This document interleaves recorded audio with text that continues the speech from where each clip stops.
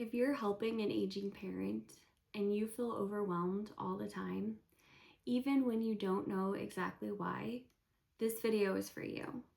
Caring for aging parents is overwhelming, not because you're doing it wrong, but because of what this season of life actually asks of you. Hi, I'm Stacy, and welcome to the Aging Parent Guide.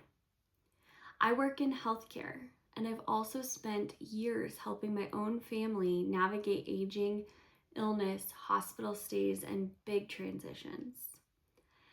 And one of the most common things I see, both personally and professionally, is adult children quietly wondering, why does this feel like so much?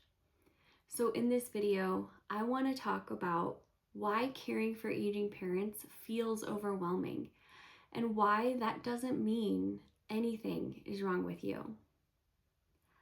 Most people think caregiving is mainly about tasks, appointments, medications, transportation, paperwork. But what makes this overwhelming is that you're rarely just doing tasks.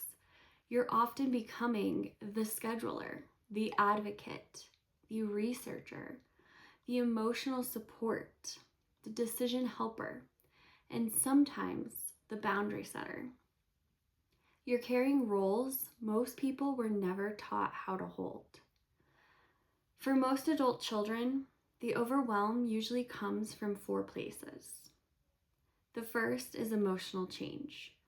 You're watching someone you love change, sometimes physically, sometimes cognitively, sometimes in personality or independence. There is often grief in that, even when they're still here, and grief takes energy. The second is practical responsibility. Suddenly, there are appointments, forms, medications, insurance, safety concerns, and long-term questions. It's not just one task. It's a steady stream of new ones. The third is systems navigation. Healthcare systems, insurance, facilities, terminology, and decisions most people were never taught how to understand. Learning a whole new world while you're already emotionally invested is exhausting. And the fourth is family and relationship dynamics. Old roles shift, tensions can surface, boundaries may become necessary, history shows up. You're not just helping someone age, you're doing it inside a relationship. When all of those exist at the same time, overwhelm is not a personal failure. It's a nervous system response to carrying too many unfamiliar roles at once. Overwhelm doesn't mean you're weak. It doesn't mean you're ungrateful. And it doesn't mean you aren't capable. It means this is complex. One of the most helpful shifts you can make is this. You don't have to solve everything. You need to start understanding what you're carrying. Clarity almost always comes before confidence. And that clarity is something you can build slowly over time. This channel exists to help with that. Here, we talk about the practical parts, like healthcare navigation, documents, home safety, and transitions.